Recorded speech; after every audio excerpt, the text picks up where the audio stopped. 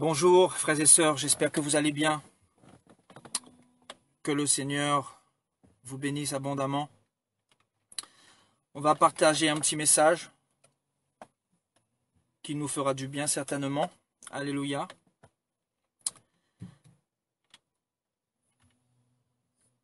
Le Seigneur m'a mis à cœur un message. Voilà, un message concernant les bienfaits du confinement. Effectivement, le confinement était une bonne chose pour plusieurs d'entre nous. Et on va essayer de relever les différents aspects bénéfiques de ce confinement qu'on vient de vivre pendant 2 mois, notamment nous les Français. Donc en France, nous avons été confinés 2 mois. Je veux parler pour les chrétiens, mais aussi pour ceux qui ne sont pas convertis, parce que ce confinement a été généralisé pour tout le monde, c'est-à-dire les blancs, les noirs, les grands, les petits, les riches, les pauvres, les esclaves, etc. Donc, on a tous été confinés. Donc, il y a eu des bonnes choses dans ce confinement. Et je crois que Dieu nous a toutes et tous convoqués à la barre. Et à travers ce confinement, il est venu nous parler. Il est venu nous donner un message. Et nous devons ressortir de ce confinement avec une mentalité différente, avec une mentalité régénérée. Parce que tout ce qui s'est passé ne doit pas, comme vous le savez,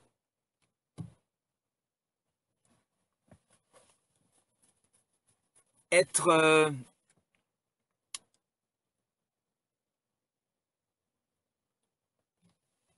étranger à notre esprit. Tout ce qui s'est passé ne doit pas être étranger à notre esprit. Nous devons en tirer des conséquences. Et c'est pour ça le Seigneur m'a mis à cœur de faire ce petit partage avec nous, frères et sœurs. Voilà, donc avant de parler sur ces choses-là, nous allons partager un passage dans la parole du Seigneur et je vais vous inviter, bien sûr, à prendre vos Bibles dans Luc au chapitre 10. Luc au chapitre 10, à partir du verset 38. Alléluia.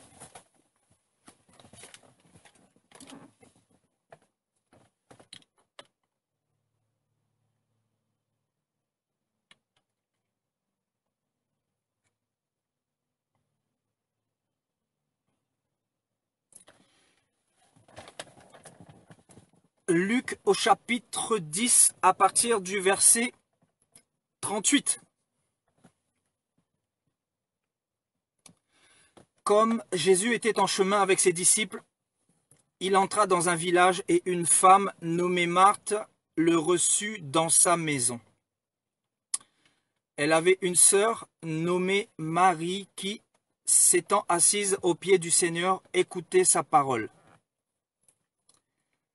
Marthe, occupée à divers soins domestiques, survint et dit : « Seigneur, cela ne te fait-il rien que ma sœur me laisse seule pour servir ?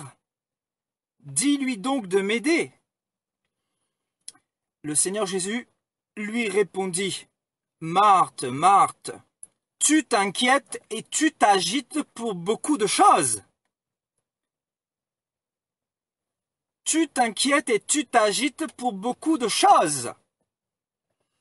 Une seule chose est nécessaire. Marie a choisi la bonne part qui ne lui sera point ôtée. » Alléluia. Marie a choisi la bonne part qui ne lui sera point ôtée. Donc pour ceux qui ont déjà lu ce passage-là, il est question ici de Marthe et de Marie.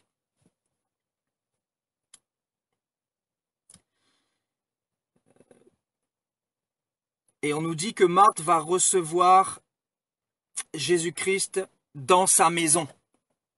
Alléluia. on nous dit que Marie était au pied du Seigneur pour écouter sa parole. On nous dit que Marie était attentive au discours du Seigneur. Elle avait privilégié son temps à écouter l'instruction venant du Seigneur Jésus-Christ. Elle avait compris que dans la bouche de cet homme, il y avait un message qui était puissant, qui était fort, un message qui suscitait en elle beaucoup d'interrogations. Un message révolutionnaire en même temps. Pourquoi révolutionnaire? Parce que Jésus-Christ n'a pas été comme les autres hommes de ce monde. Il y a quelqu'un qui a dit dans la Bible, personne n'a parlé comme Jésus-Christ a parlé. Son discours a bouleversé le monde entier. Il a dit un certain nombre de choses, un certain nombre de vérités. Il dira même, je suis le chemin, la vérité et la vie. Donc pour qu'un homme puisse dire qu'il est le chemin, la vérité et la vie, c'est que son message suscite la curiosité et beaucoup d'interrogations. Et Marie était scotchée au pied du Seigneur pour comprendre la percée de ce message. Et on nous parle d'une femme qui s'appelle Marthe et qui était aussi dans cette maison, dans la maison de Marthe. Et on nous dit que Marthe était occupée à divers soins domestiques et elle va se diriger devant le Seigneur et lui dire, « Seigneur, Seigneur, cela ne te fait-il rien que ma sœur me laisse servir toute seule, alors que Marthe est assise devant toi pour écouter ton message? Cela ne te fait-il rien que Marthe ne m'aide pas dans les soins domestiques? Dis quelque chose, Seigneur Jésus, fais quelque chose. Demande à Marie de se lever et de venir m'aider. Et plus tard, elle pourra écouter ton message. Elle pourra écouter ton instruction. Donc on comprend que Marthe avait une autre priorité dans sa vie, dans son cœur, dans ses pensées. Suivez très bien le message. Alléluia, le Seigneur va nous donner une oracle en ce début d'après-midi, je le crois. Marthe va dire, dis-lui donc de venir m'aider. Et le Seigneur va lui donner une réponse à cette femme qui s'appelle Marthe. Le Seigneur va dire à Marthe, tu t'inquiètes et tu t'agites pour beaucoup de choses. On nous dit dans le verset 41, le Seigneur lui répondit, Marthe, Marthe, en 2 fois, à 2 reprises, tu t'inquiètes et tu t'agites pour beaucoup de choses. On nous dit que Marthe était dans l'agitation et dans l'inquiétude. Tout à l'heure, le Seigneur me parlait de ce passage-là. Pourquoi? Parce que avant ce confinement, effectivement, beaucoup de personnes étaient comme Marthe. Et dans ces beaucoup de personnes, il y a, comme vous le savez, les païens, les inconvertis, mais il y a aussi les chrétiens, ceux qui ont donné leur vie à Jésus. Et c'est une réalité. Donc 2 catégories de personnes, c'est-à-dire et les païens et les chrétiens, dans l'inquiétude et dans l'agitation de plusieurs choses, dans l'agitation du quotidien, dans l'agitation par rapport à ce monde, par rapport au travail, par rapport à nos enfants, par rapport à nos familles, par rapport aux différents soucis de ce monde. on nous dit que Marthe était agitée et elle était dans l'inquiétude.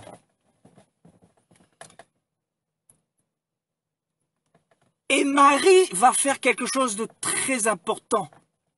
Elle va laisser ses inquiétudes de côté. Elle va laisser ses soucis de côté. Elle va laisser son agitation de côté. Et elle va privilégier d'écouter la parole du Seigneur. Et le Seigneur va dire quelque chose de très fort. Il ne va pas demander à Marie de se lever et d'aller aider sa sœur Marthe, mais il va justement reprendre Marthe. Il va dire, Marthe, Marthe, tu t'agites et tu t'inquiètes pour beaucoup de choses, beaucoup de choses. Beaucoup d'inquiétudes sont en toi. Beaucoup d'agitations sont en toi. Et ce fut le cas, frères et sœurs, pour beaucoup d'entre nous. Pour vous comme moi, on est dans un monde d'inquiétudes, de soucis, de troubles. Dans notre esprit se passe beaucoup de choses. Et même nous les chrétiens, ne nous mentons pas à nous-mêmes. Dans notre tête, il se passe beaucoup de choses. On réfléchit énormément. On s'inquiète pour beaucoup de choses. Et la question qu'on se pose, mais quel a été l'enseignement du Seigneur Jésus-Christ? Le Seigneur dira, ne vous inquiétez pas pour votre vie de ce que vous mangerez, de ce que vous buvrez, de ce que vous serez vêtus, etc. Le Seigneur va nous encourager dans sa parole à ne pas nous inquiéter, parce qu'il sait pertinemment que l'homme porte cette racine de l'inquiétude en lui. Et cette racine de l'inquiétude, c'est quoi? Cette racine de l'inquiétude reflète quoi? Reflète l'incertitude, reflète le doute. Parce que quand on est inquiet, on est dans le doute, on est dans l'incertitude. On n'est pas dans l'assurance, on n'est pas dans la confiance, on n'est pas dans l'espérance. Donc on comprend que les soucis, les inquiétudes et les agitations peuvent être des pierres d'achoppement pour notre marche chrétienne.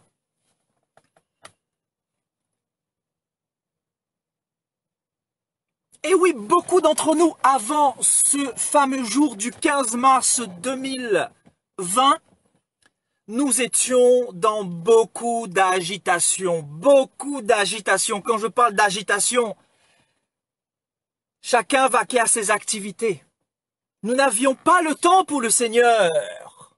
Nous n'avions pas le temps pour plusieurs d'entre nous à méditer convenablement la parole du Seigneur, à passer du temps avec lui, à être dans sa présence, à être régénéré, à essayer de comprendre la parole du Seigneur. Non pas la lire tout simplement d'une manière évasive, mais à la lire d'une manière à comprendre la profondeur du message de Jésus-Christ.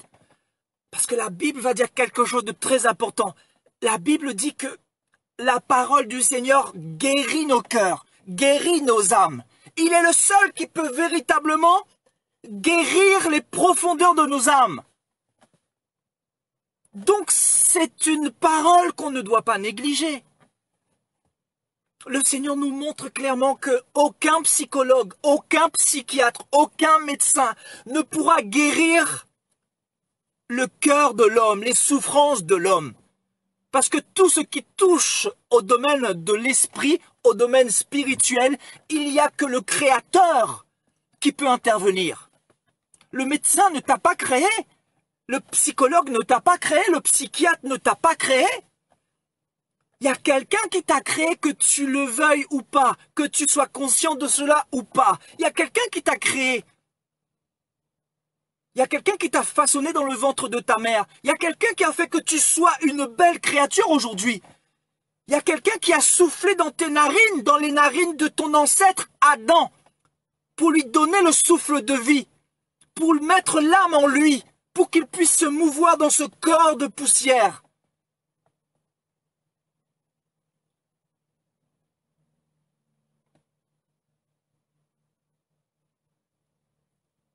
Et malheureusement, nous privilégions autre chose que le temps avec le Seigneur. Et je vous dis, ce monde-là est une spirale infernale, est une spirale terrible. Satan a tout mis en place pour occuper notre temps, pour occuper nos pensées, pour nous plonger dans les soucis, dans les inquiétudes. Et Dieu, sachant cela, il vient, il y a 2000 ans, et il vient nous dire quoi? Il vient nous dire, mes petits enfants, ne vous agitez pas, ne vous inquiétez pas, ne soyez pas dans le doute, ne soyez pas dans l'incertitude, mais soyez dans la foi. Ayez foi en ma parole, ayez foi en ce que je vous ai annoncé. Appuyez-vous sur moi. Peu importe si le fléau frappe dehors, peu importe si la maladie frappe dehors, peu importe si les accidents frappent dehors. Mais toi, mon enfant, aie confiance en moi, parce que ce que j'ai dit dans ma parole, je l'ai dit pour toi. Et cette parole a été donnée pour toi. Donc, si tu t'appuies sur la parole du Seigneur, tu ne seras plus agité. Et pour ne plus être agité, pour ne plus être troublé, pour ne plus être outre mesure dans les inquiétudes, nous avons besoin de passer plus de temps avec le Seigneur, plus de temps. Et moins de temps dans le monde, moins de temps à courir ici et là. Parce que avant ce fameux confinement, nous étions plusieurs à vaquer à nos activités. Pour certains, leur quotidien, c'était le travail. Le travail, ils couraient après le travail, ils couraient après l'argent. Le lundi, argent, travail, travail, argent, métro, boulot, dodo. Lendemain, mardi, boulot, boulot, boulot, boulot. Ensuite, quand tu rentres, tu es fatigué. Tu fais à manger, etc. Tu t'occupes de tes enfants, de ta famille. Tu fais les devoirs des enfants. Et ensuite, tu n'as plus le temps, tu es fatigué. Donc, tu dors. Et le lendemain, le mercredi, rebelote, travail, travail, travail, travail. Tu n'as pas de temps pour Jésus. Tu n'as pas de temps pour être devant celui qui peut guérir ton âme. Donc, avant le 15 mars, beaucoup d'entre nous, nous étions dans cette posture. Pour certains, c'était le travail, le travail. Pourquoi travailler beaucoup, beaucoup, beaucoup, beaucoup? C'est pour payer tes crédits, c'est pour payer tes dettes, c'est pour t'acheter le dernier téléphone high-tech, le dernier iPhone, le dernier Galaxy S8, etc. Parce que Satan t'a conditionné, parce que tu as plus passé du temps à écouter la télévision, à écouter ou à voir les publicités dans le monde actuel qui appartient à Satan, que tu n'as été dans la présence du Seigneur pour comprendre ce qu'il attend de toi particulièrement. Je crois que le Seigneur veut guérir les cœurs de plusieurs aujourd'hui. Il veut guérir nos cœurs, mais la guérison ne se fera pas dans la distraction. La guérison, le Seigneur nous dit cet après-midi que la guérison ne peut pas se faire dans les soucis, dans les inquiétudes, dans les troubles. La guérison se fait dans le calme, dans le silence, dans la tranquillité. Marie était dans la tranquillité, elle était dans le calme, elle était dans l'attention, elle était attentive devant le Seigneur. Elle était très attentive. Elle écoutait avec beaucoup d'attention le message de Jésus-Christ. Parce qu'elle était en train de recevoir quelque chose. En fait, elle était en train d'être guérie d'un mal-être. Elle écoutait une parole qui était en train de procurer à son âme une guérison intérieure. C'est pour ça que le Seigneur Jésus-Christ dira à Marthe, tu vois Marie là, celle qui écoute mon message, elle a choisi la bonne part. Elle a choisi la bonne part. Mais toi Marthe, tu n'as pas encore compris cela. Tu n'as pas compris encore que la parole que je donne à Marie est une parole qui guérit, est une parole qui restaure, est une parole qui relève ceux qui sont abattus. Oui, nous sommes, pour plusieurs d'entre nous, abattus. Abattus par les soucis, abattus par les combats, abattus certains pour les dettes, abattus certains pour les soucis de plusieurs ordres. Des soucis ici et là, des choses à payer, ton loyer à payer. Oui, je dis pas qu'il faut pas travailler. Ce que je dis, c'est que notre temps est précieux. Ne soyons pas comme Marthe qui a préféré remettre son temps entre les mains de l'ennemi. Marthe n'a pas compris l'essentiel. Marthe n'a pas compris l'essentiel et le Seigneur va la ramener à l'essentiel. Mais est-ce que Marthe a véritablement compris le message de Jésus-Christ? Il y a un message profond dans ce que nous sommes en train de lire cet après-midi. Il y a un message puissant si tu saisis cette portée de ce message-là. Tu vas ressortir de ce confinement plus fort que jamais. Je dis plus fort que jamais.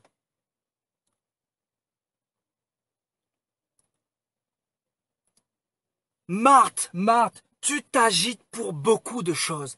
Tu t'agites pour beaucoup de choses. Donc ce terme grec, donc tourbazo en grec qui signifie agitation. Dérangée, elle était dérangée dans son esprit. Elle avait des choses dans sa tête, dans son cœur. Elle avait des préoccupations. Et ça fait partie intégrale de l'homme, ça fait partie de l'homme. Nous sommes nés comme ça, avec cette racine de doute, de soucis, d'inquiétude, de questionnement. Nous sommes nés comme ça depuis la chute d'Adam et Ève. Et c'est une réalité. Maintenant, pour combattre les soucis, pour combattre les doutes, pour combattre la peur, pour combattre l'agitation, pour éviter que ton esprit soit dérangé, tu as besoin d'être au pied du Maître, au pied de la parole de Jésus-Christ. Parce que cette parole, ce n'est pas une parole théologique, c'est une parole puissante, une parole spirituelle qui procure en toi un changement, une métamorphose. Cette parole guérit et il envoya sa parole qui les guérit. Cette parole, elle te guérit en profondeur. Et si tu comprends ça aujourd'hui, tu vas vivre cette envolée de l'après-confinement différemment. Tu vas appréhender cette liberté que Dieu te redonne aujourd'hui autrement. C'est le Seigneur qui a permis ce confinement.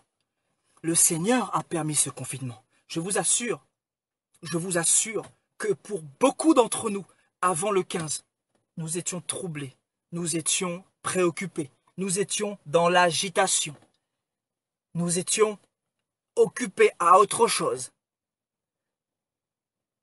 Nous minimisions notre temps avec le Seigneur.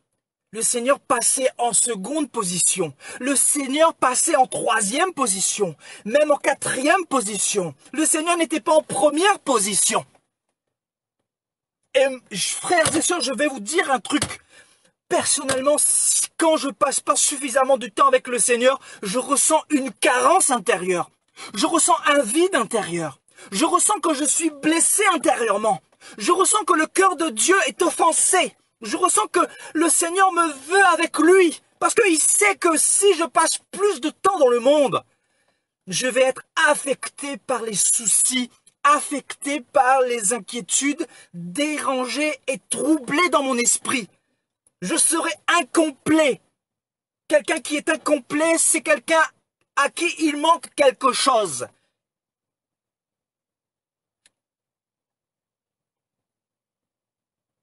L'homme a été créé pour être devant son Créateur, afin qu'il puisse être heureux, qu'il puisse être dans la joie, qu'il puisse être dans le bonheur, qu'il puisse être dans la guérison, qu'il puisse être dans la certitude. Nous avons besoin de passer du temps avec le Seigneur pour pouvoir être épanouis dans toutes les sphères de nos vies, que ce soit familial, que ce soit professionnel, que ce soit spirituel, etc. Nous avons besoin de privilégier ce temps-là pour pouvoir être épanouis dans toutes les sphères de nos vies.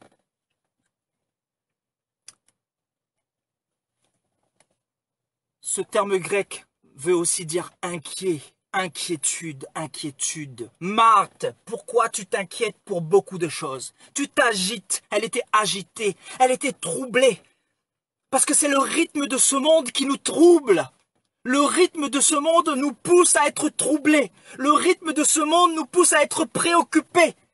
Quand tu as fini avec Facebook, tu vas sur Instagram. Quand tu as fini avec Instagram, tu vas sur Snapchat. Quand tu as fini sur Snapchat, tu vas sur YouTube. Parce qu'il y a une vidéo qui vient de sortir. Quand tu as fini sur YouTube, bah, tu vas t'occuper de ta famille. Et le Seigneur, est-ce que je parle à quelqu'un cet après-midi? Et le Seigneur.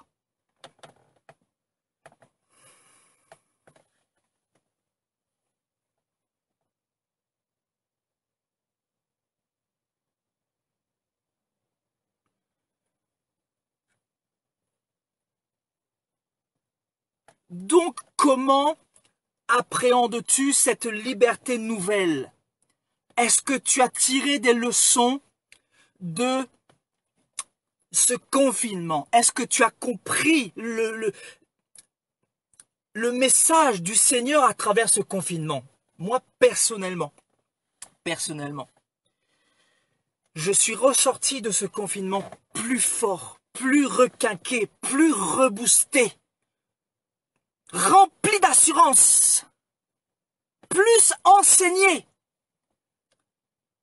C'est comme vous le savez, depuis 2 mois, nous avons entamé un thème qui est le nouvel ordre mondial.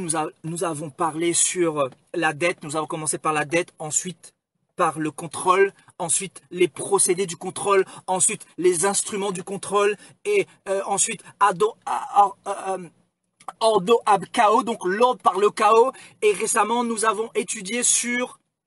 Voilà, nous avons vu aussi la défaite du faux prophète, de la bête. Nous avons étudié un certain nombre de choses. Le Seigneur nous a fait du bien. Le Seigneur nous a rassurés. Le Seigneur nous a requinqués. Le Seigneur nous a donné quelque chose de nouveau. Il y a une saison nouvelle pour les enfants de Dieu. Et cette saison, nous ne devons pas la rater. Cette parole, le Seigneur est en train de la propager sur ses enfants pour leur donner de l'assurance, pour leur dire de ne pas s'inquiéter, parce que ce monde de la fin des temps, nous poussera à l'inquiétude, nous poussera à l'agitation, nous poussera à passer plus de temps dans le monde, dans les choses du monde, et moins de temps dans la présence du Seigneur. La Bible dit que celui qui aime le monde, l'amour de Dieu ne peut pas être en lui. Si tu aimes plus le monde que Dieu, c'est que tu aimes plus Facebook, tu aimes plus Messenger, tu aimes plus YouTube, que la parole de Dieu.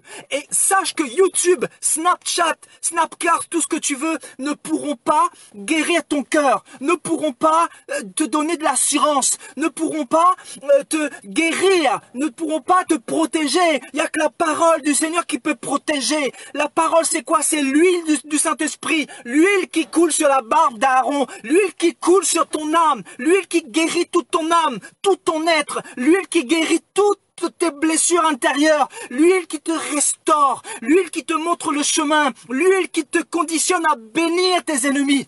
L'huile qui te conditionne à comprendre les choses différemment par rapport à tout ce qui se passe, parce que ce coronavirus a plongé l'humanité dans beaucoup d'agitation, dans beaucoup d'inquiétude, dans beaucoup de soucis, parce que les gens sont dans l'incertitude, ils ne savent pas si ils vont y passer, ils sont dans la peur, ils sont dans une peur sans fin, ils sont dans ces soucis-là. Mais Dieu ne veut pas que nous soyons dans ces soucis-là, parce que nous avons un Dieu vivant, frères et sœurs, nous avons un Dieu vivant qui a vaincu le Covid-19, qui a vaincu le coronavirus. On nous dit que le virus 19 a une couronne sur sa tête. On appelle le coronavirus, c'est-à-dire le virus qui a la couronne sur sa tête. le Covid-19 qui s'appelle également le coronavirus. Donc on nous dit que sur ce virus, le diable a mis une couronne. Mais nous avons aussi le roi des rois. Nous avons aussi Jésus-Christ. Et sur sa tête, il y a une couronne éternelle, une couronne éternelle, une couronne qui est plus grande que la couronne sur le virus du coronavirus. Oui, le virus a une couronne sur sa tête. Oui, le virus est un roi, laisse-moi te dire. C'est une parole prophétique. Ce virus est un roi. Ce virus règne. Ce virus fait peur. Ce virus est un dictateur. Ce virus ne veut épargner personne. Ce virus ne veut faire que du chaos, ne veut que semer du trouble, du doute, de la zizanie, de l'inquiétude. Mais la parole du Seigneur nous dit que dans les cieux, il y a quelqu'un qui s'appelle Yehoshua Hamashia, qui s'appelle Jésus-Christ de Nazareth. Et il est le roi des rois. Il est le roi des rois. C'est-à-dire tous les rois de la terre. Mais aussi les virus sur lesquels il y a des couronnes, comme le coronavirus.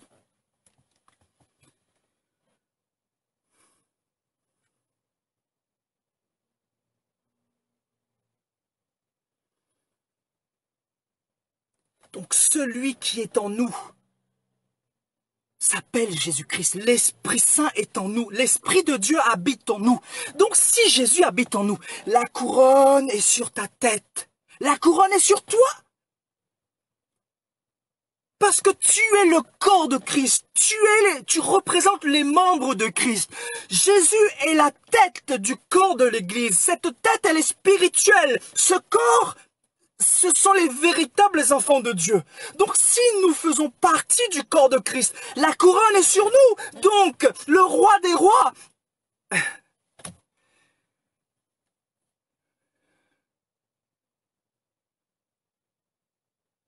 Est-ce que tu comprends ce message cet après-midi?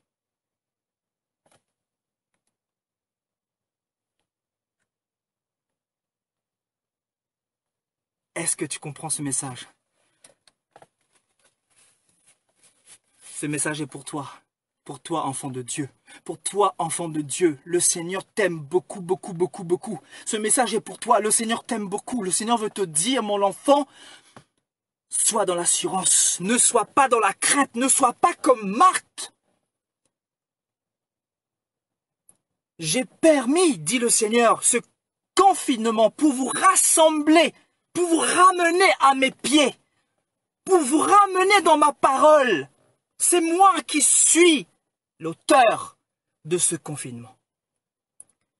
Écoutez ce que l'Esprit du Seigneur nous dit cet après-midi. Les enfants du Seigneur savent que c'est le Seigneur qui parle. Vous savez que c'est le Seigneur qui parle.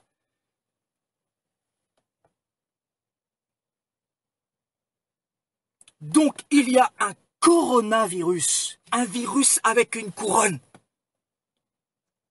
Oui, nous sommes des fous. Les chrétiens, je vous dis, ce sont des fous. Je ne vous parle pas des chrétiens lambda, des chrétiens dénominationnels. Je vous parle de ceux qui ont une relation avec Jésus. De ceux que quand ils se lèvent là, ils sont dans l'assurance. Ils savent que sans le Maître qui est le roi des rois, ils sont perdus. Sans lui, je suis perdu. Sans lui, tu es perdu. Il a changé nos vies. Quand je dis que le Seigneur a mis cette couronne sur nous, c'est que nous étions sales, nous étions des impudiques, nous étions des prostituées spirituelles. Le Seigneur nous a nettoyés, le Seigneur nous a lavés de tous nos péchés. Le Seigneur nous a libérés de la masturbation, de la pornographie, de l'infidélité. Le Seigneur nous a libérés de l'idolâtrie. Le Seigneur nous a libérés de la convoitise. Le Seigneur nous a libérés de l'amour des choses du monde.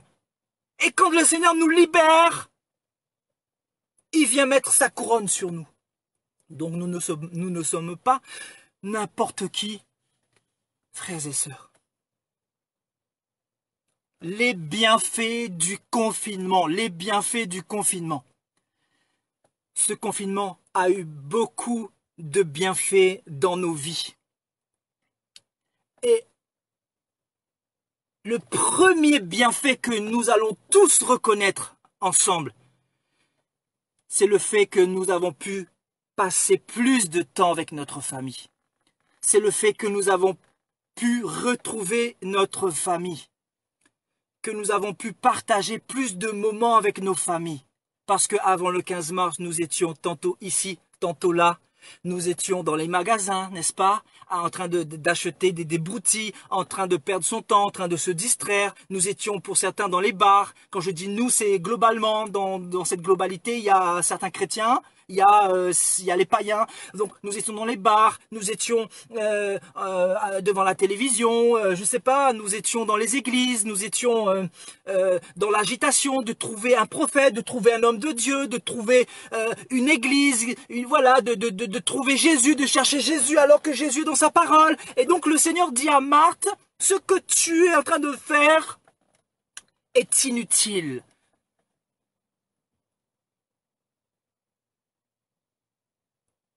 Parce que l'essentiel se trouve dans la parole du Seigneur. Donc le Seigneur a convoqué tout le monde à la barre pour nous donner à toutes et à tous un message. Et le message que nous retenons à travers ce confinement, qui a été une bénédiction, qui a été bénéfique, je vous dis, ce confinement a été une bénédiction pour nous tous, que nous le voulions ou pas. Pour les chrétiens premièrement, mais aussi pour les païens. Les païens vous diront qu'ils ont pu passer des temps avec leur famille qu'auparavant ils n'auraient pas pu. Ils vous diront qu'ils ont redécouvert l'aspect familial. Ils ont redécouvert des moments joyeux qu'ils ont pu passer avec leur famille. Donc la famille que Satan est venu détruire. Satan est là pour détruire les familles, pour disloquer des familles, pour diviser des familles. Aujourd'hui, s'il y a autant de divorces, c'est tout simplement parce que Satan nous a agité l'esprit, agité et troublé l'esprit. Vous avez du temps à plus travailler que prendre soin de vos familles. Vous avez du temps à plus aller dans les bars que vous occuper de votre famille. Vous avez du temps à autre chose que de passer du temps avec l'essentiel qui est votre famille. Alors que Dieu est le Dieu de la famille. Dieu est le Dieu de la famille. Dieu a créé Adam au commencement. Et qu'est-ce qu'il va faire plus tard? Il va voir la tristesse d'Adam. Adam était seul dans le jardin. Adam était seul, il était dans la solitude, il lui manquait une aide semblable à lui. Quelqu'un pour l'accompagner, quelqu'un pour l'encourager, quelqu'un avec qui il puisse avoir une fusion, une harmonie, avec qui il puisse fonder une famille. Donc la famille, c'est quelque chose qui vient de Dieu. La famille vient de Dieu. Vous devez savoir que le mariage, les enfants, etc., c'est Dieu qui l'a institué. Voilà, ce sont des choses, c'est une institution divine. Et aujourd'hui, Satan est venu pour casser cette institution. Pourquoi casser l'institution? Pour faire entrer l'impudicité dans le foyer familial, pour faire entrer l'infidélité dans le foyer familial, pour faire entrer la moisissure dans le foyer familial. Et nous nous retrouvons avec des enfants perdus, des enfants en crise d'identité, en crise identitaire parce que le père a démissionné. Le père n'est jamais à la maison. Le père ou la mère, elle est toujours au travail. Donc les enfants sont en perte d'identité. On dépose les enfants chez les nounous. Voilà, parce qu'on doit assurer une carrière. On doit mener une carrière parce que la carrière, c'est importante. Et tu te rends compte que quand tu as fait 40 années de carrière, tu arrives à 60 ans, crise cardiaque, boum, elle est où la carrière? Elle est où la médaille d'or? Elle est où la médaille de bronze et d'argent? Elles sont où ces médailles?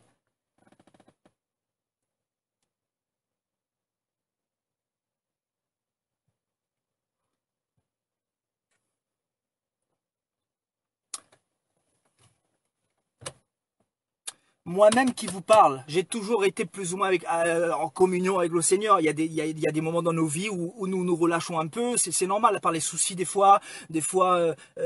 Voilà, on est humain, je veux dire. Mais moi-même qui vous parle, j'ai expérimenté une nouvelle approche avec le Seigneur. J'ai redécouvert le Seigneur comme jamais auparavant. Donc, Il faut être humble pour reconnaître que ce confinement aura été une bénédiction pour toi, pour moi, pour ta famille, pour tes enfants, pour euh, ton, ton requinquage spirituel. Tu as appris un certain nombre de choses pendant ce confinement. Toi qui suis peut-être nos enseignements sur Internet, les mercredis et les samedis en général, tu as pu apprendre un certain nombre de choses, mais moi qui prêche la parole du Seigneur, j'ai appris des choses. Le Seigneur nous donne des éléments qui ne viennent pas de nous. Nous, on n'est personne du tout. C'est le Saint-Esprit qui nous enseigne. Vous comprenez? L'Esprit de Dieu nous enseigne. Quand on passe du temps dans sa présence, on comprend sa parole. Quand on est à genoux devant Jésus, on comprend sa parole. Quand on est attentif à sa parole, attentif ou attentive à sa parole, on est à l'écoute et on comprend son message. Et quand on comprend ce message, on ressort de là différemment. On ne se ressort pas d'ici religieux. Je ne connais personne qui a expérimenté la parole de Dieu, qui a compris la parole du Seigneur, qui a bu l'eau que le Seigneur a donnée, qui a mangé le pain que le Seigneur a donné, ressortir de là religieux. Si tu étais religieux, le Seigneur vient te secouer parce que ce pain en toi produit la vie. Ce pain en toi produit le requinquage et tu ne ressors de là que revivifié, que redynamisé.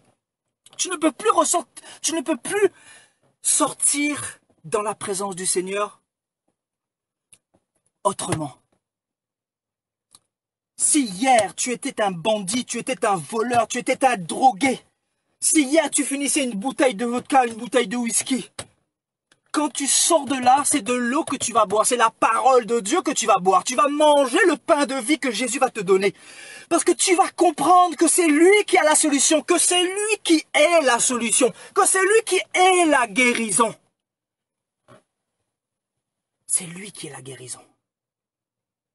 Et cette parole ne se trouve pas dans la main des prêtres catholiques, dans la main des prêtres orthodoxes ou dans la main des pasteurs, bishops, etc. Cette parole est à ta portée, elle est devant tes yeux, elle est dans ton cœur. Il suffit, toi aussi, de prendre ta part comme Marie. Marie, elle était devant le Seigneur. Pourquoi elle était devant le Seigneur? Parce qu'elle avait besoin de guérison intérieure. Elle avait besoin de guérison intérieure. Parce que si aujourd'hui tu es encore dans le péché, c'est que tu n'as pas passé. Écoutez-moi bien, écoutez ce message. Si aujourd'hui tu es encore dans le péché, ou tu n'arrives pas à te débarrasser d'un péché, c'est que tu n'as pas passé suffisamment du temps dans la présence de Dieu. C'est que ton temps est privilégié encore trop à autre chose. Parce que quelqu'un qui passe du temps dans la présence du Seigneur, il ressort de là victorieux, victorieux sur le péché, victorieux sur l'alcool, victorieux sur l'infidélité. L'infidélité, il y a des hommes qui sont infidèles, qui n'arrivent pas à être fidèles à leur femme, qui ont besoin de toujours aller tremper ailleurs. Changer les femmes comme les chaussures, vous voyez? Il y a des hommes comme ça. Pourquoi? Parce qu'ils n'ont pas reçu la parole. Ou sinon, ils ont entendu la parole, mais ils ne l'ont pas compris. Ils n'ont pas reçu la vie. Parce que dans la parole du Seigneur, il y a la vie. Et quand tu expérimentes cette vie, il y a une transformation. Il y a une métamorphose. Et la métamorphose, tu la vois dans ma vie, pour ceux qui m'ont connu auparavant. La métamorphose, tu vois aussi dans la vie de plusieurs enfants de Dieu qui a fait cette rencontre surnaturelle avec le Maître. Moi qui te parle, j'ai fait cette rencontre surnaturelle avec Jésus-Christ. Quand son esprit m'a visité, j'étais puissant, j'étais foudroyé tel un éclair et ma vie a changé, ma vision a changé. La vie est venue habiter en moi et aujourd'hui je ne suis plus en manque.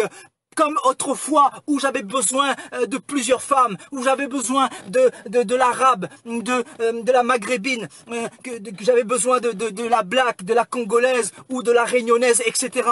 Quand Jésus m'a donné la vie, j'ai eu la satisfaction, j'ai eu la suffisance. Le Seigneur a greffé en moi quelque chose que je n'avais pas, qui est la fidélité. Il a permis que je puisse me marier. C'est lui la vie. C'est lui qui veut venir habiter en toi. Et quand il habite en toi, tu n'as plus peur, tu n'as plus peur, tu ne marches plus dans la crainte, même si c'est humain, même si la peur peut ressurgir, mais tout d'un coup tu te retrouves boosté parce que celui qui est en toi te donne une force extraordinaire que tu ne comprends pas, parce qu'il habite en toi.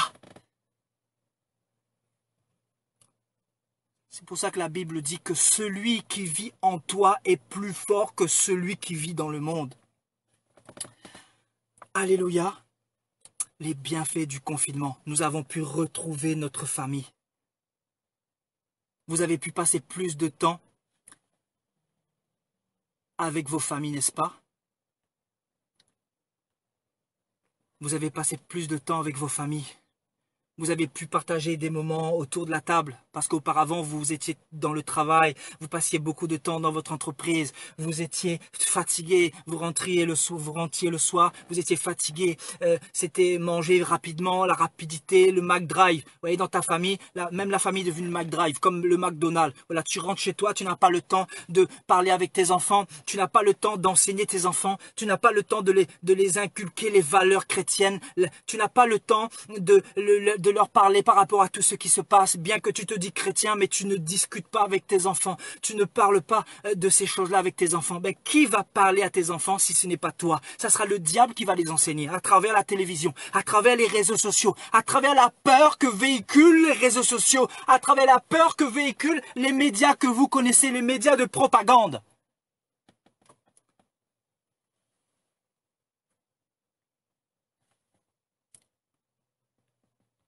Alléluia.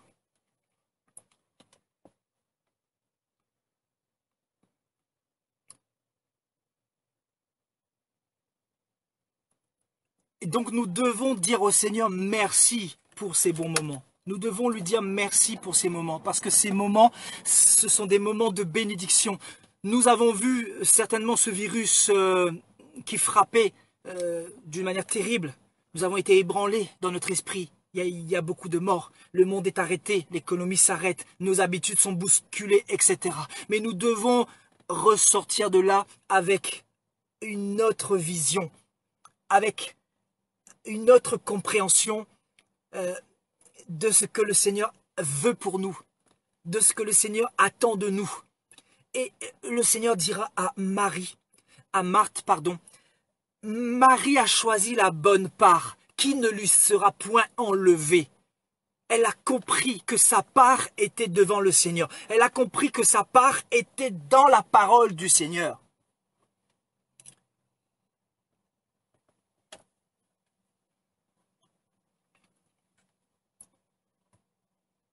Les bienfaits du confinement, ça t'aura permis de passer plus de temps dans la méditation de la parole du Seigneur. Tu as passé plus de temps dans la méditation de la parole et dans la prière, c'est-à-dire dans le calme. C'est-à-dire tu as eu une autre approche de la parole du Seigneur, parce que tu l'as médité dans le calme. Tu n'étais plus dans l'agitation. Parce qu'avant, tu méditais la parole, mais juste après, tu devais aller te reposer pour aller travailler pour gagner plus, travailler pour gagner plus. Voilà les messages diaboliques qu'on nous a injectés en France. Travaille plus pour gagner plus. On s'en fout de gagner plus, on a déjà tout. Moi-même qui vous parle, écoutez-moi bien, j'ai une entreprise à Paris, du côté de Paris, ici. Moi-même, j'ai laissé mes affaires pour rester dans la présence du Seigneur. Donc, je sais de quoi je parle. Et quand on parle d'entreprise, on parle de plusieurs milliers d'euros, vous comprenez? Donc, c'est pas ça qui est l'essentiel. Ce n'est pas ça le plus important. Parce que quand tu es dans la présence de Dieu, tu ne recherches plus autre chose. Tu comprends que tu as toutes les richesses du monde.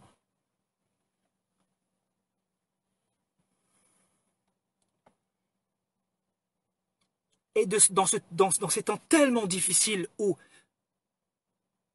le monde est tellement troublé, nous avons plus que jamais besoin de passer du temps devant le Seigneur. Devant le Seigneur. Nous avons besoin plus que jamais de passer du temps devant le Seigneur, à l'écoute du Seigneur. Être attentif au message du Seigneur. Je dis bien attentif, parce que souvent tu vas lire cette parole, mais tu ne vas pas la comprendre, parce que tu ne passes pas suffisamment de temps dans cette parole.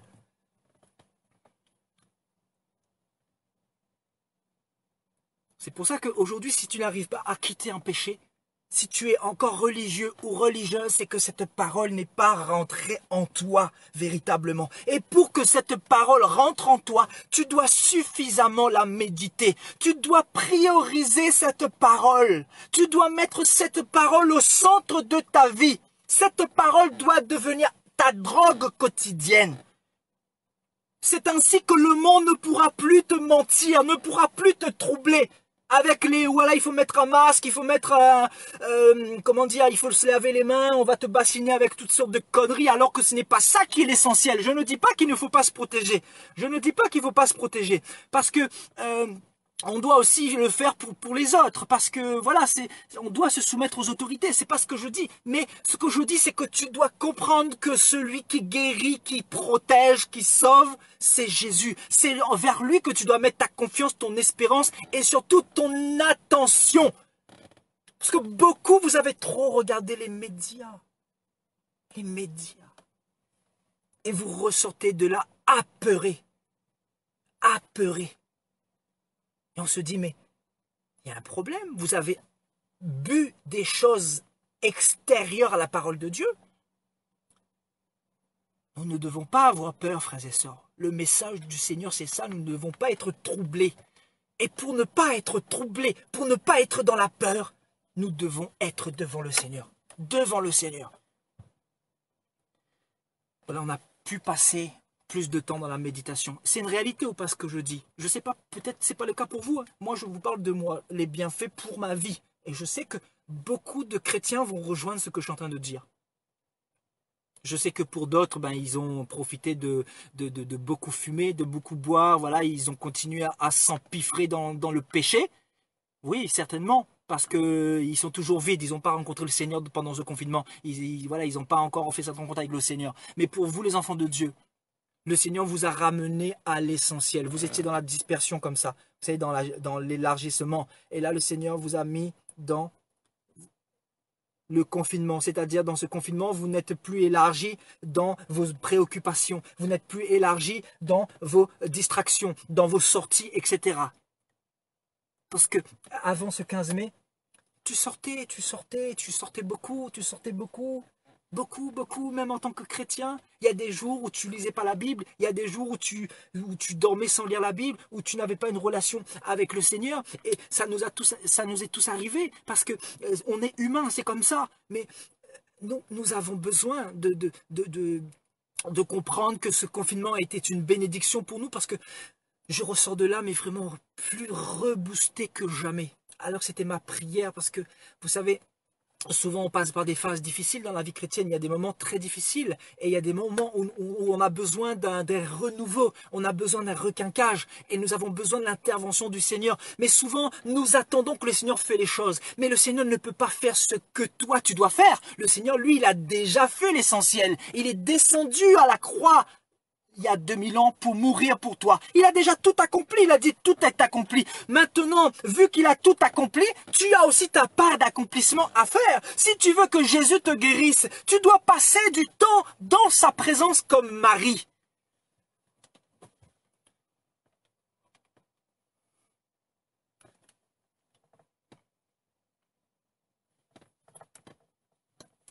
Alléluia. Le Seigneur a déjà tout accompli. Donc, on doit aussi accomplir notre part de fardeau, porter une partie de la croix. Le Seigneur a porté la plus grande partie. Maintenant, nous avons aussi notre croix à porter tous les jours. Et cette croix se fait par quoi? Par une vie d'obéissance, par une vie de discipline, par une vie de rigueur.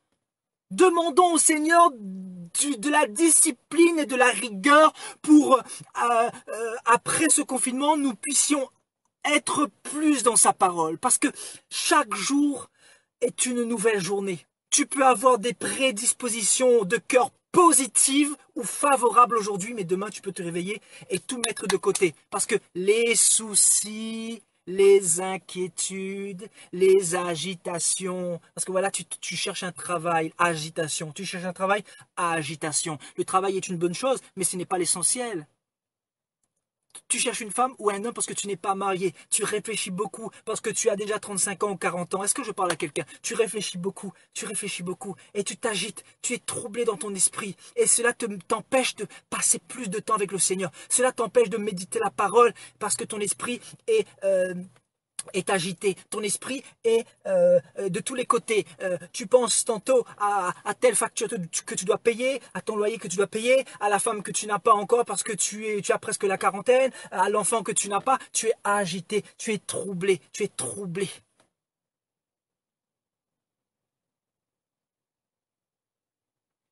Alléluia. Donc, plus de communion avec le Seigneur Jésus-Christ. Plus de communion avec Jésus-Christ de Nazareth. Vous savez, le Seigneur nous a créés pourquoi?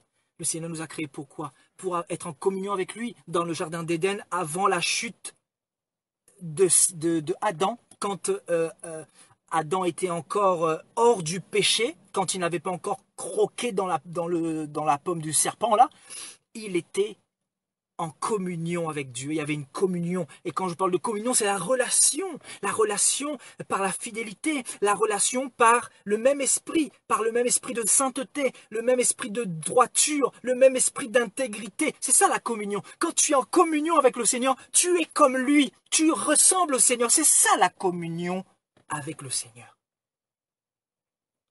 Tu ne peux pas me dire que tu es en communion avec le Seigneur si tu pries encore les idoles, si tu pries encore Marie, si tu pries encore le chapelet.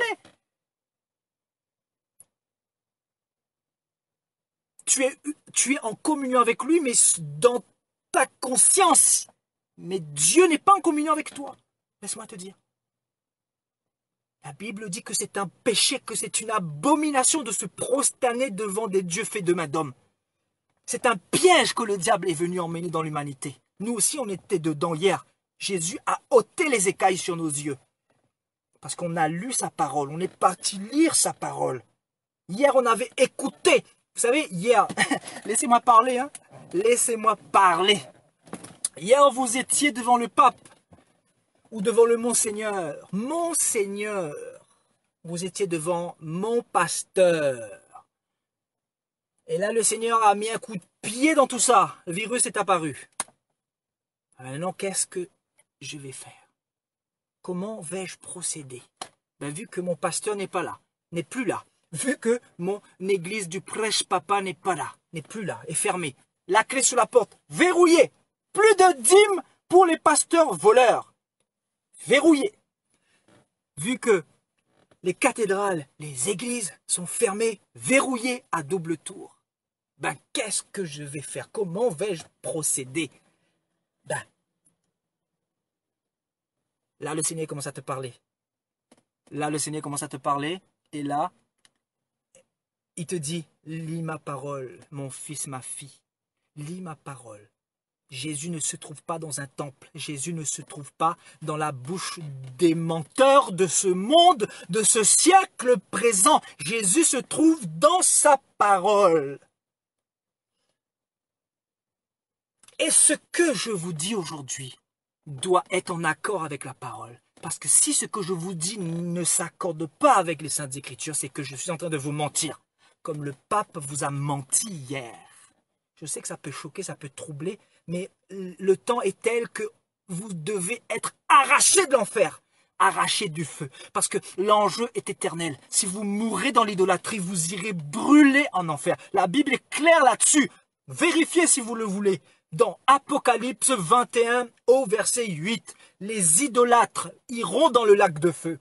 Les impudiques, les pécheurs, les meurtriers, les blasphémateurs, les masturbateurs, les infidèles, les outrageux, les calomniateurs. C'est là-bas qu'ils iront, s'ils ne se repentent pas. Et la repentance, c'est avec Jésus. C'est dans sa parole. La repentance, c'est dans la communion avec le Seigneur. Tu ne peux pas expérimenter la repentance si tu n'es pas près du Seigneur. Et comment être près du Seigneur? C'est être près de sa parole. Et quand tu es près de sa parole, l'atmosphère de Dieu change ta vie. Ce que tu n'arrivais pas à faire hier, tout d'un coup tu arrives à faire, comme par magie. Comment le Seigneur a-t-il fait pour changer un grand bandit comme moi? Vous voyez, ce message dérange beaucoup de personnes, notamment il y a des pécheurs comme il faut ici là. On n'est pas là pour les condamner, n'est-ce pas? Mais voilà, vous êtes bloqués, au moins vous le savez. Je sais que ce message vous dérange, mais vous êtes là pour écouter. Vous êtes là pour écouter. C'est le Seigneur qui vous met ici, pour que vous puissiez lui rendre des comptes plus tard si vous ne vous repentez pas. Parce que ce message s'adresse à tout le monde ce soir, cet après-midi. Ce message s'adresse à tout le monde. Tout le monde. On est tous concernés. On est tous mortels. On est tous vulnérables. On est tous issus d'Adam et Ève. On a tous la connaissance du bien et du mal. On a tous cette connaissance-là. Donc, ce message s'adresse à tout le monde. Et moi, ma prière, c'est que le plus grand nombre de personnes soient sauvées. Et la clé, encore une fois, pour la repentance, pour être sauvé, c'est s'approcher de Jésus-Christ de Nazareth. Alléluia, s'approcher de Jésus-Christ de Nazareth.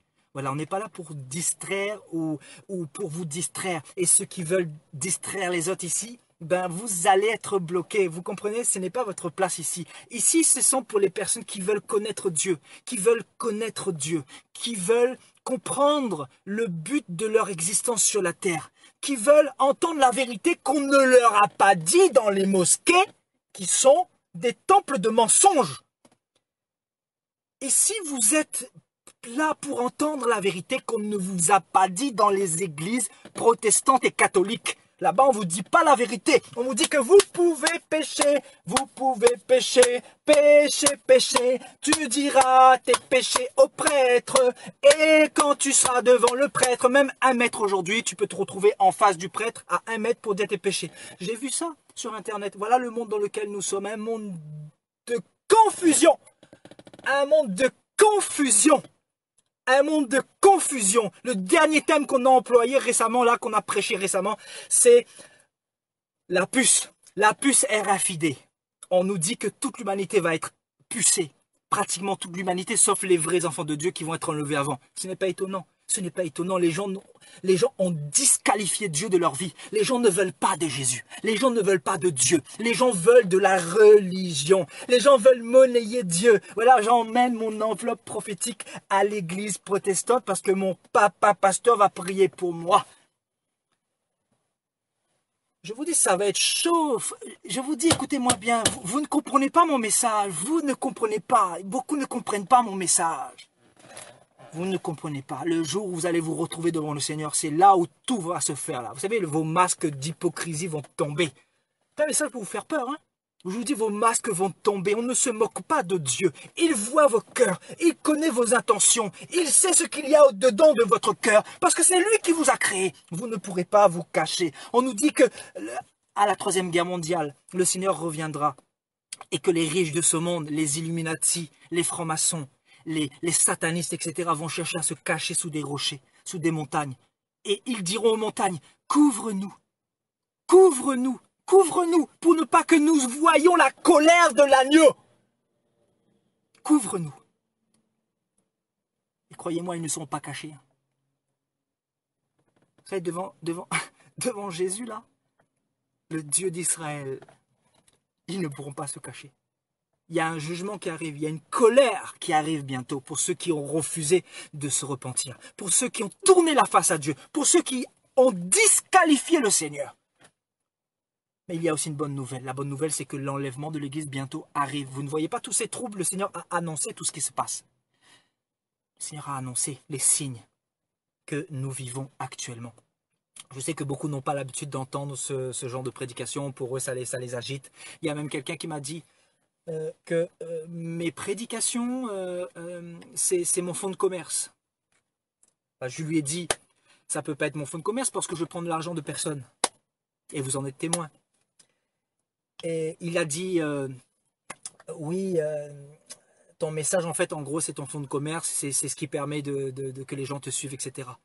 Mais depuis le départ, mon message n'a jamais changé. Mon message n'a jamais changé. J'ai jamais cherché à faire du buzz. J'ai jamais cherché à à prendre la place de Jésus. J'ai toujours dit la vérité depuis le commencement, depuis que Jésus m'a visité, depuis que moi et lui nous avons une communion. J'ai toujours dit la vérité, que ça plaise ou pas, dans les hauts et les bas. Beaucoup sont partis, beaucoup reviennent, beaucoup écoutent dans les coulisses, beaucoup repartent, etc. Ça, c'est pas mon problème. Mon problème, c'est de faire la volonté de Dieu. C'est de me retrouver devant Dieu au jugement dernier, de dire, Seigneur, je leur ai dit toute la vérité. Je leur ai dit tout ce qui est écrit dans ta parole. Je ne veux pas avoir le sang de chacun d'entre vous sur mes mains. Donc le but, comme Paul dira, je suis pur du sang de vous tous. Je vous ai annoncé toute la vérité sans en rien cacher.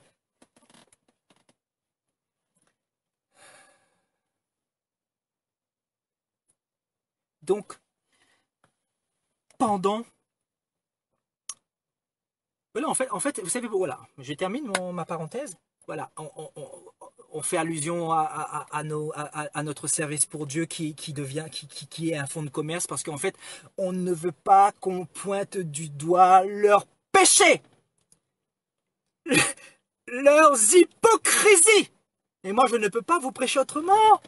Je sais qu'on vous a bercé dans l'église catholique. Oui, l'église de Monseigneur. On vous a bercé là-dedans. Ah oui, on dormait là-dedans comme pas possible. Hein. On nous a dit qu'on était baptisés bébés là et que voilà, on était sauvés. On est devenus des drogués, des infidèles. Voilà, c'est quoi la religion? Et vous ne voulez pas, je vous dis, les choses n'ont pas changé. Vous ne voulez pas qu'on vous dise la vérité. Moi, je vais vous dire la vérité. La vérité va vous chicoter. Vous allez vous repentir ou sinon vous allez voir ailleurs. On ne peut pas me faire taire à moi. Je vous dis, on ne peut pas me faire taire. Voilà pourquoi on nous dit, voilà pourquoi on nous dit, voilà pourquoi on nous dit. Ton ministère, c'est un fonds de commerce parce que tu critiques tout le temps. Voilà, tu critiques toujours les églises. Mais je dis, écoute mon ami, il y a des brebis qui sont dans la gueule du lion. On ne va pas les arracher de la gueule des lions? Qui sont les lions? Monsieur le pape, qui sont les lions, les monseigneurs? Qui sont les lions? Les faux pasteurs qui vous prêchent l'argent et la dîme et tout ça. Qui sont les lions? Les faux pasteurs qui vous emprisonnent dans leurs églises, dans leurs dénominations. Les faux pasteurs qui couchent avec vous. Qui sont les lions? Ce sont eux les lions. Voilà, le temps n'est plus à la religion. Le temps n'est plus à la religion. Le temps est à se repentir. Vous ne voyez pas encore ce qui se passe? Le confinement, c'est pour nous réveiller. Ce virus, c'est pour nous réveiller. C'est pour permettre aux enfants de Dieu de revenir au pied du Maître, comme Marie. Marthe devait revenir. Et je vais vous dire quelque chose, voilà ce que je reçois là, vous savez? Les soins domestiques, le soin, voilà, on nous dit. Marthe occupée à divers soins domestiques. Les soins domestiques peuvent représenter les maladies, les virus. Le soin domestique peut représenter le coronavirus. Après le coronavirus, tu vas ressortir comment de là? Est-ce que tu vas comprendre?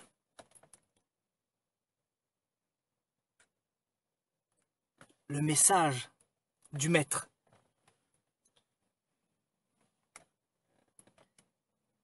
Est-ce que tu vas comprendre le message du maître?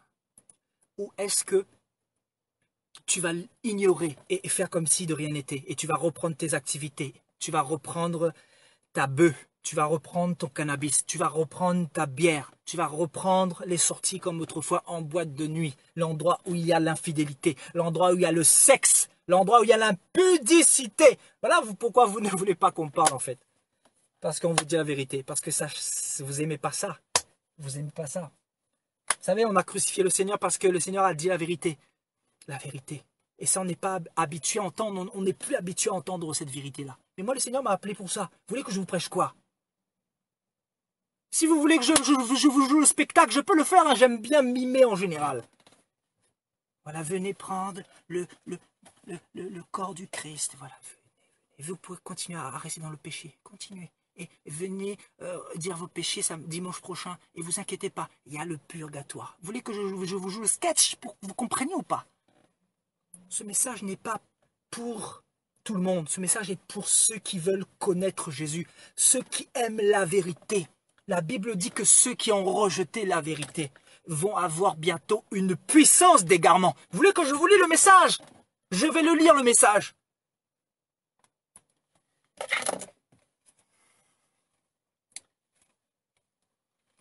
On va le lire ensemble. Merci Seigneur pour ta parole.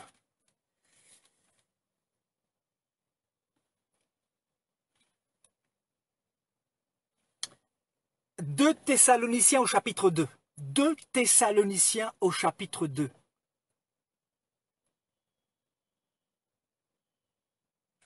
« 2 Thessaloniciens au chapitre 2, au verset 11. On lira à partir du verset 9. L'apparition de ce faux Messie, ou de ce faux Christ, ou de cet impie, se fera par la puissance de Satan. La puissance de Satan. Beaucoup pensent que Satan n'existe pas. Ah oui, vous avez été berné. Satan est très intelligent. C'est un être très intelligent. Plus intelligent que vous ne pouvez le croire. Parce que depuis son existence, il vous a fait croire qu'il n'existe pas.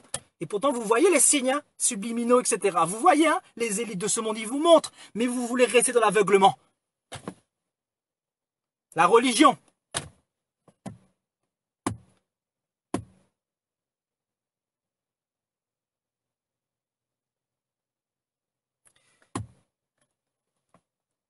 Avec toutes sortes de miracles, on nous parle des miracles du diable, des signes du diable, des prodiges mensongers sataniques, et avec toutes les séductions du péché pour ceux qui périssent, pour ceux qui meurent, parce qu'ils n'ont pas reçu l'amour de la vérité pour être sauvés. Ils n'ont pas accepté l'amour de la vérité pour être sauvés. Et on nous dit, Dieu leur envoie une puissance d'égarement. Dieu leur envoie une puissance d'égarement. Et laisse-moi te dire, mon ami, quand Dieu t'envoie une puissance d'égarement, c'est impossible que tu sois sauvé. C'est impossible d'être sauvé. C'est les flammes de l'enfer qui vont t'attendre. On nous dit, Dieu lui-même leur envoie une puissance d'égarement. Pourquoi? Parce qu'ils croient au mensonge. Parce qu'ils croient au mensonge, à la religion. Parce qu'ils croient au mensonge. Afin que tous ceux qui n'ont pas cru à la vérité, tous ceux qui n'ont pas cru à la vérité, mais qui ont pris plaisir à l'injustice, soient condamnés. Oui, après on va me dire, Sébastien, il critique. Ah ouais? Moi, je suis disciple de Jésus, je ne fais que dire ce qui est écrit, ce qu'on ne vous dit pas dans les églises. Comment vous ressortez de ce confinement? Est-ce que vous êtes toujours dans l'attitude à rechercher un bishop, à rechercher un grand pasteur, à rechercher un prêtre? Vous n'avez pas compris que c'est avec Jésus que vous devez avoir une relation chez vous? Marie, elle n'était pas dans les temples. Marie, elle était devant Jésus. Et le Seigneur est esprit. Celui qui invoque le nom du Seigneur doit le faire en esprit. Il ne doit pas le faire charnellement. Tu dois invoquer le Seigneur chez toi, dans ta chambre. Quand tu pries, oh my God, merci Seigneur. Seigneur me donne quelques versets là, je donne parce que je sais que ça va bénir certaines personnes. Parce que beaucoup vont dire, voilà, ce frère, il est dur, il est dur, il est dur. Il est dur. Matthieu 6, au verset 6. Mais quand tu pries, entre dans ta chambre. Entre dans ta chambre. On ne t'a pas dit, entre dans Notre-Dame de Paris, que Dieu a frappé.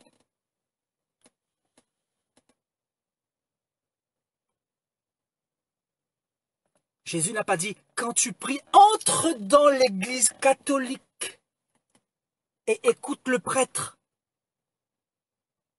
Quand tu pries, entre dans ta chambre. Ta chambre, voilà l'église. Waouh, beaucoup n'ont pas compris ça. Waouh, merci Seigneur. Merci Seigneur, Yeshua, pour ta parole, qui est la vérité. Aïe, aïe, aïe, aïe, aïe, aïe. C'est chaud, hein? Vous voyez comment les écailles tombent de vos yeux, là? Les écailles tombent! Alléluia! Béni soit le Seigneur. Quand tu pries, je sais qu'après ce direct-là, votre approche du Seigneur ne sera plus jamais pareille. Pour ceux qui ont été envoûtés, égarés à cause des fausses prédications, à cause des faux messages. Quand tu pries, entre dans ta chambre. La première chose, entre dans ta chambre.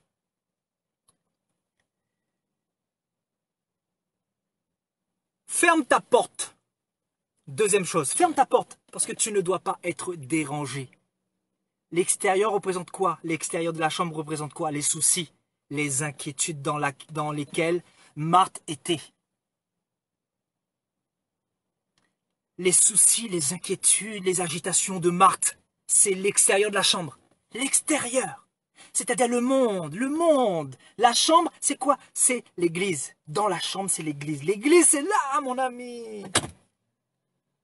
Reviens à l'essentiel, reviens à la facilité. Reviens à l'essentiel, mon ami. Si tu veux vivre la gloire de Dieu,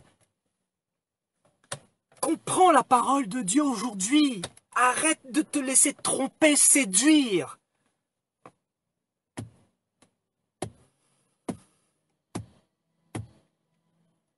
quand tu pries, entre dans ta chambre. Ta chambre, c'est l'église. Ah là là là là, ya ya ya ya ya ya ya ya ya.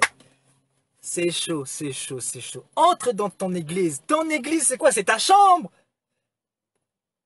Et pourquoi ta chambre et pourquoi pas l'église? Parce que tu es le temple du Saint-Esprit. Jésus habite en toi. Son esprit habite en toi. Et quand tu parles tout seul comme un fou dans ta chambre, Jésus t'entend. Jésus t'écoute. Jésus est attentif. Jésus te bénit. Jésus te protège. Jésus te guérit. Jésus te restaure. Jésus te rassure.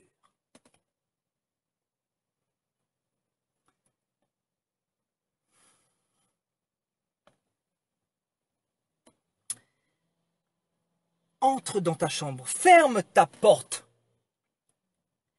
Et après avoir fermé ta porte, on parle de l'église, hein. C'est chaud, hein. Vous voyez, l'église du Seigneur, on vous a menti depuis toutes ces années.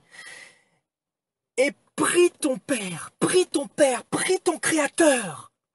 Et on nous dit que ton Créateur, prie ton Créateur. Prie ton Créateur. Qui est où? Au Vatican? À l'église protestante? À l'église évangélique? Prie ton Père. Qui est là? Qui est là? Qui est là? C'est écrit, Matthieu 6, au verset 6.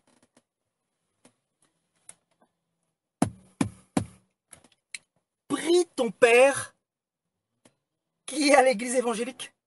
C'est ce qui est écrit ou pas?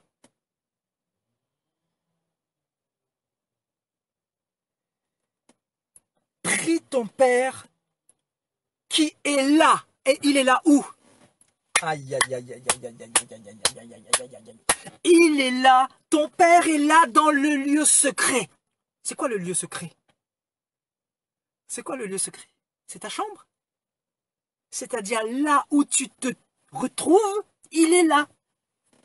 Le lieu secret, c'est quoi? C'est l'invisible. Tu ne le vois pas, mais il est là, parce que Dieu est esprit.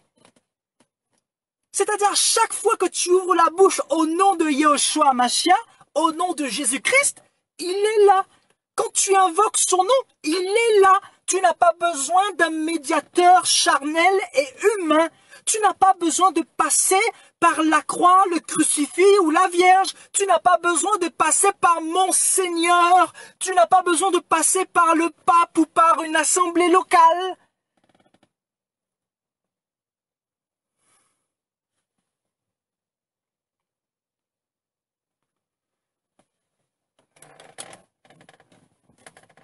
Oh. Prie ton Père qui est là dans le lieu secret, c'est-à-dire dans ta chambre. La chambre représente l'intimité. On est d'accord? La chambre représente l'intimité. L'intimité. C'est là où tu es avec le Seigneur sans distraction. C'est le calme, la sérénité, la paix. Toute ton attention est figée vers le Seigneur, vers le Maître. Alléluia.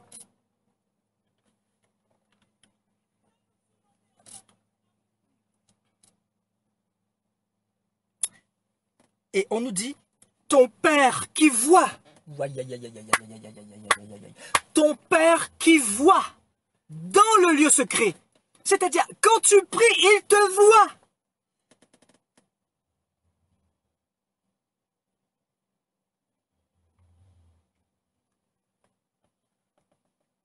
Effectivement, la chambre représente aussi le cœur, parce que Jésus habite dans notre cœur. Il habite en nous, dans notre âme. Mais la chambre représente le lieu secret, l'intimité. C'est-à-dire, dans la chambre, tu ne cherches pas à faire n'importe quoi. Dans le secret, la chambre, c'est quoi? C'est le secret. Dans le secret, tu ne cherches pas à tromper le Seigneur. Tu ne cherches pas à jouer à l'hypocrisie. Parce que tu sais que ton Père, il est là et il te voit.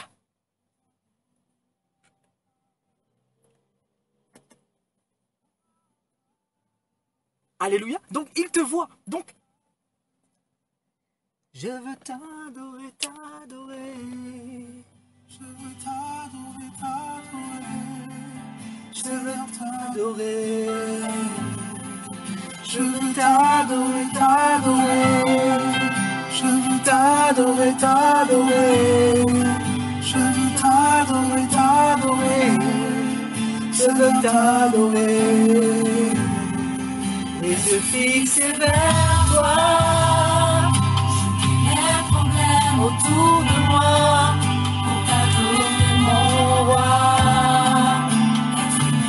Par toi. Les yeux fixés vers lui. Je mets mes problèmes autour de moi. Pour t'adorer, Jésus.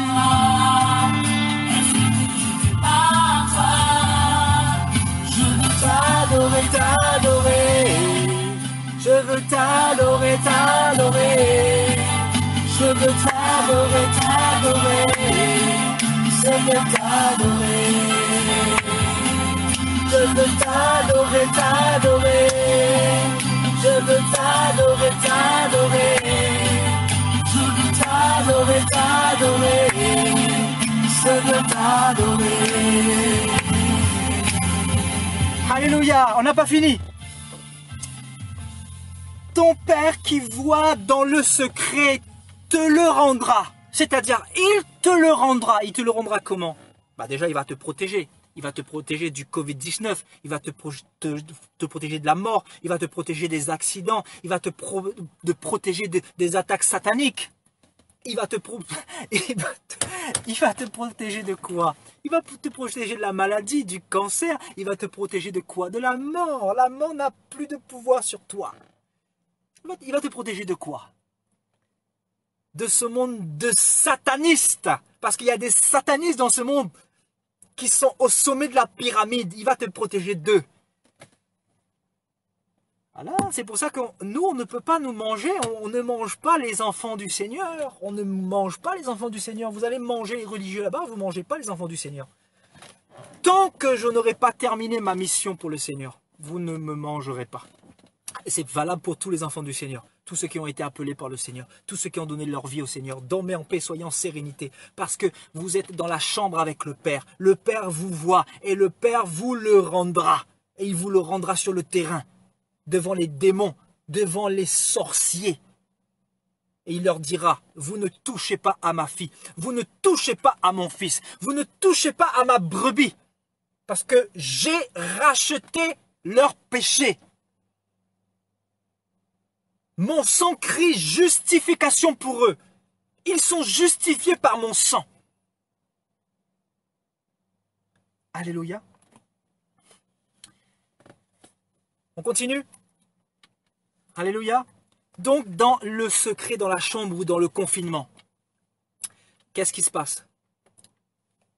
Qu'est-ce qui se passe? Ben, on retrouve ses repères. On est plus disposé pour apprendre, car on est moins distrait. C'est-à-dire, il n'y a que toi et le Seigneur. Il n'y a que toi et le Seigneur. C'est pour ça que la chambre représente ça, en fait, c'est cet isolement, cet endroit dans lequel tu te retrouves avec le Seigneur, tu es disposé, attentionné pour comprendre l'enseignement du Seigneur. Parce que moi-même, ça m'est déjà arrivé de lire la Bible, mais dans ma tête, il y a, je pense à quelque chose, je suis agité, ça nous arrive, vous comprenez? Donc, dans la chambre, nous devons nous déconnecter de tout. Et nous devons aller dans la parole. Parce que quand nous ressortons de cette parole-là, quand nous avons mangé cette parole, nous ressortons de là ravitaillés. Nous ressortons de là remplis d'assurance, remplis de conviction, remplis de fermeté, remplis de détermination, remplis de foi. Alléluia. On retrouve ces repères. Donc, on a moins d'agitation. Voilà, donc on a retrouvé pour beaucoup d'entre nous, nos repères pendant ce confinement. On a retrouvé nos repères, n'est-ce pas? Vous avez retrouvé vos repères, n'est-ce pas? Nous avons retrouvé nos repères avec Jésus. Et quand on retrouve ces repères, c'est que on est de nouveau amoureux de Jésus, pour la plupart, parce que vous vous étiez éloignés de Jésus. C'est-à-dire ce confinement est vraiment une bénédiction. Une bénédiction dans tous les domaines. C'est-à-dire, on redécouvre le monde. Parce que Satan était en train de nous distraire par la télévision. Satan nous cachait cette réalité qui est la mort, qui est le coronavirus, qui est la mort qui frappe tous les jours et qu'on a tendance à ne pas voir. Satan a mis tout un arsenal de distractions, de télé-réalité, de médias sociaux, etc. en place. Vous savez pourquoi?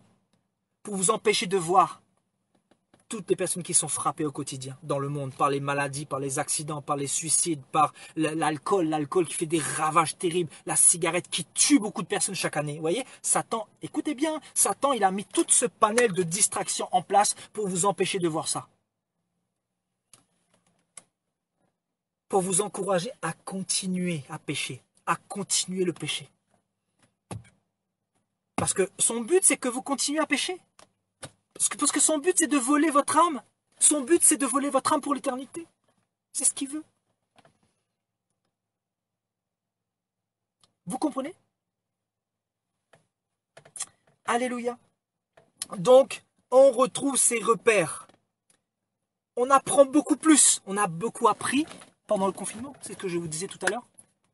Est-ce que ce que je dis, c'est vrai ou pas? Est-ce que quelqu'un peut confirmer? Peut-être il n'y a que moi qui suis illuminé, hein? Est-ce qu'un enfant de Dieu aujourd'hui peut me dire qu'il a encore plus appris pendant ce temps de confinement? Qu'il a plus médité? Est-ce que quelqu'un peut confirmer? Dites oui simplement si vous confirmez. Sinon, dites non. Dites non si vous ressentez de là comme avant. Il faut être honnête. Soyons honnêtes. Moi, je vous partage mon témoignage. Je vous partage ce que je vis maintenant. Voilà, c'est une réalité dans ma vie. Et je vous le partage. Parce que c'est un constat. C'est un constat que j'ai expérimenté pendant ce confinement.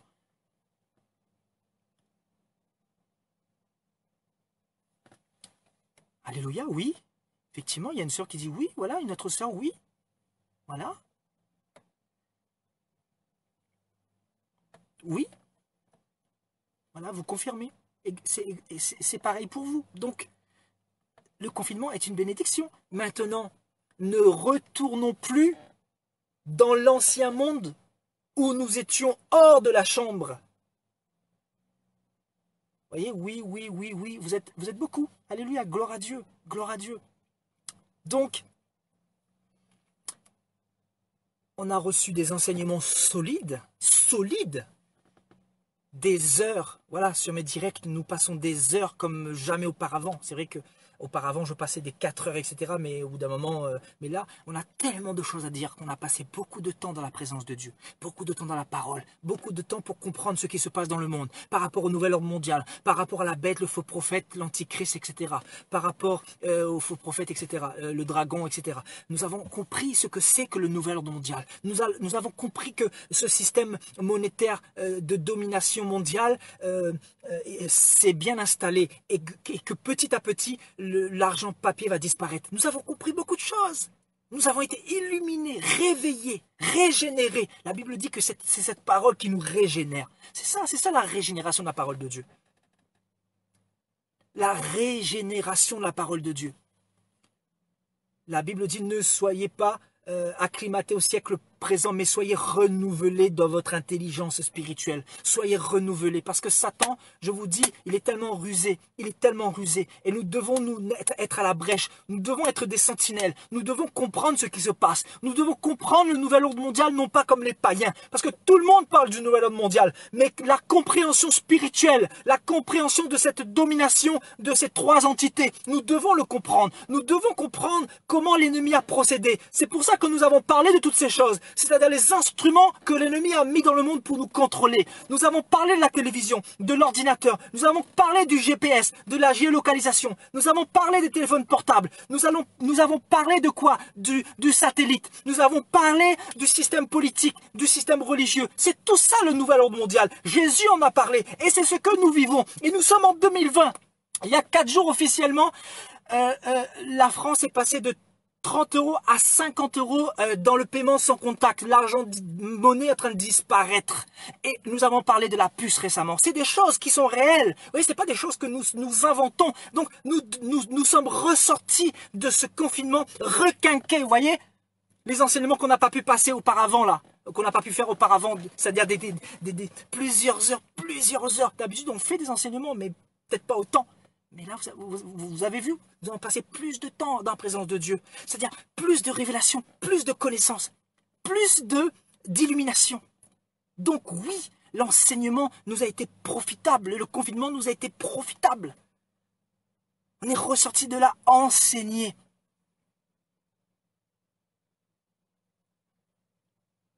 On est ressorti de là vraiment requinqué, reboosté. Et quand on est reboosté, quand on a conscience dans quel monde nous vivons, nous avons envie de faire quoi? Je répète, quand nous avons conscience dans quel monde nous vivons, c'est-à-dire un monde dominé par des animaux, par des bêtes, par le diable, par le serpent, par le dragon rouge, quand nous avons conscience de ça, nous avons envie de faire quoi? Ben, nous avons envie de rester accrochés au pied du maître. Nous avons envie de nous préparer pour l'enlèvement de l'Église. Nous avons envie de nous sanctifier. Nous avons envie davantage de quitter le péché pour ceux qui ne l'ont pas encore fait. Vous voyez? Donc ça nous a été profitable. Le Seigneur a détaché de nous des choses vaines, des distractions. Il a détaché de nous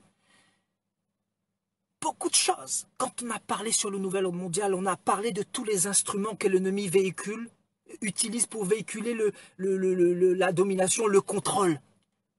C'est que après ces enseignements, maintenant vous faites attention comment vous utilisez Facebook. Vous faites attention du nombre de temps que vous donnez sur les réseaux sociaux. Vous faites attention du nombre de temps que vous passez devant la télévision. Vous ne faites plus les choses comme autrefois. C'est le but des enseignements. Parce que tout ce que nous avons vu ensemble, si vous ne mettez pas cela en pratique, nous avons fait cela en vain, sinon. Donc ce n'est pas en vain ce que nous faisons. Ce n'est pas en vain. C'est dans le but vraiment d'avoir la connaissance, encore plus de connaissance. Et la connaissance doit nous faire changer d'attitude, doit nous faire prendre des décisions. Des décisions, je dis bien.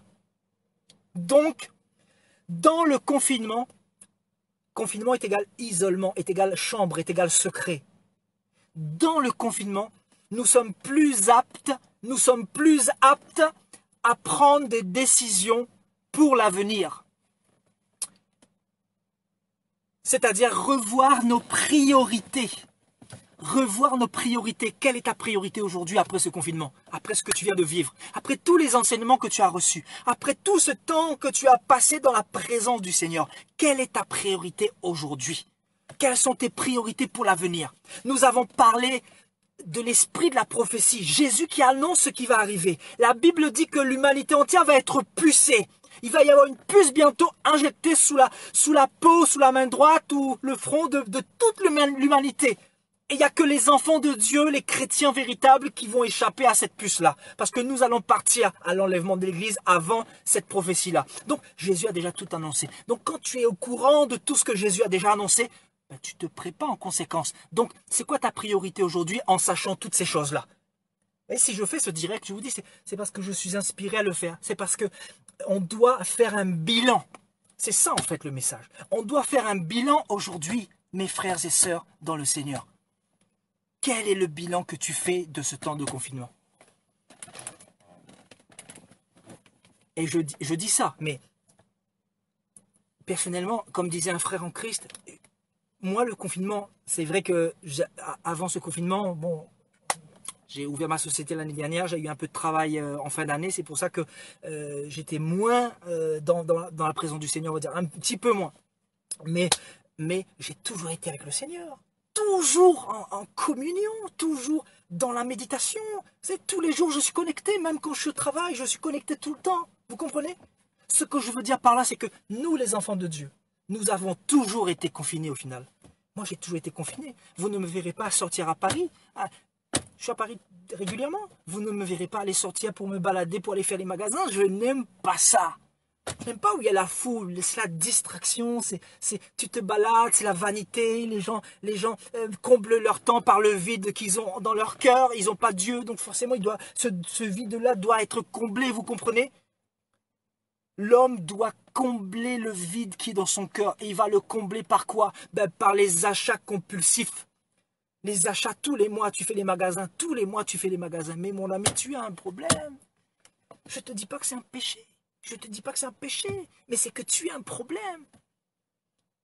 Moi, je fais les magasins 2 fois par an. Sur Internet, je fais 2 stocks et après, c'est bon, je suis pour toute l'année. C'est vrai que vous, les femmes, tout ça, oui, c'est vrai que vous faites peut-être plus d'achats que nous. Hein, je ne vous condamne pas, mes sœurs, n'est-ce pas?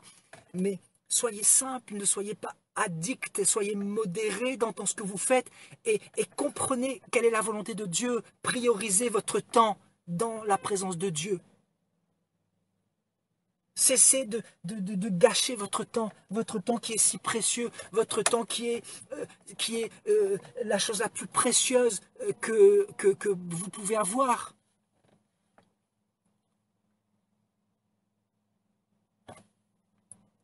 Alléluia.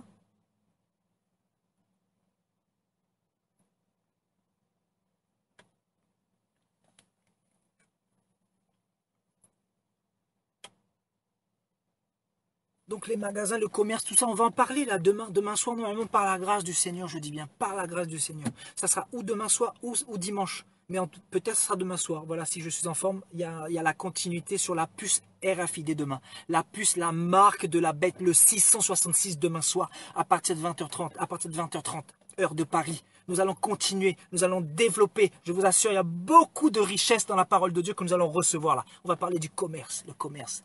Le diable derrière cet aspect commercial. Parce que la marque de la bête fait référence à quoi? À la puce. Sans laquelle personne ne pourra ni acheter ni vendre. Donc la marque de la bête fait référence au commerce international. Donc nous devons comprendre cela. Et nous allons partager la deuxième partie demain soir, par la grâce de Dieu. Demain soir ou dimanche. Si je ne suis pas là demain soir, ça sera dimanche à 20h30. De 20h30. Donc c'est la continuité sur le nouvel ordre mondial. Là, nous allons encore découvrir beaucoup de choses. Tant que le Seigneur me donnera encore comment dire, il va m'inspirer sur ce thème-là, je vais continuer. Voilà, parce qu'il y a beaucoup de choses encore que nous allons voir. L'homme impie. Vous devez savoir comment va agir l'homme impie. Parce que si vous ne comprenez pas quelles seront les caractéristiques de l'homme impie, vous allez alléger votre vie de sanctification. Vous devrez comprendre que la parole de Dieu a parlé de l'homme impie, le faux Messie qui va venir bientôt, qui va venir pour gouverner le monde, pour mener une dictature spirituelle, une dictature politique, une dictature monétaire, une dictature universelle. Vous devez comprendre ça. C'est pour ça que nous parlons sur toutes ces choses-là. Vous comprenez? C'est pas pour faire joli. C'est pas pour faire joli. On ne parle pas pour parler, vous comprenez? C'est dans le but de s'instruire. Alléluia.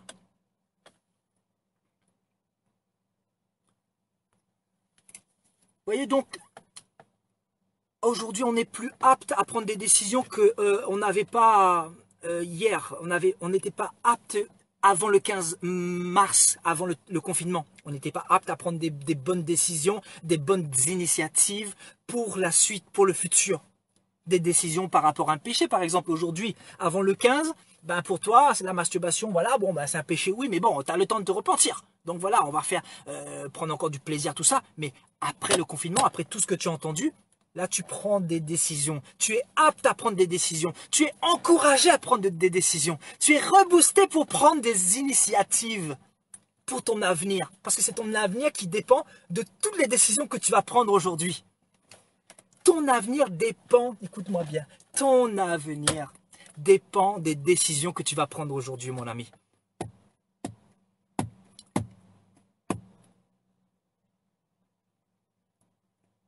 Quelle décision vas-tu prendre aujourd'hui?